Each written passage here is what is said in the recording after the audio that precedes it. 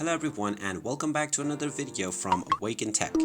In this video, I'm going to show you how to update the Vrbo application on your smartphone. So let's get started right away.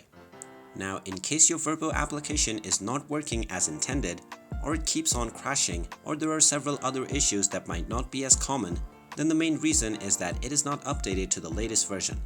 So in order to solve this, just go ahead and open up the iOS App Store or the Google Play Store depending on your device. Then tap on the search box and then search for the Vrbo application. Once you find the application, just tap on it, and if an update is available, then you will see an update button instead of an open button. So just go ahead and tap on update, and this will begin the download and installation of the latest updates. Once the update is complete, you will once again see the open button. You can then tap on it, and this will open up the Vrbo application, which will now start working as it should. And there you have it. That is how easy it is to update the Vrbo application on your smartphone. If you find this video helpful, make sure you hit that like button and subscribe to our channel if you haven't done so already. Also ring that notification bell to never miss another update from us.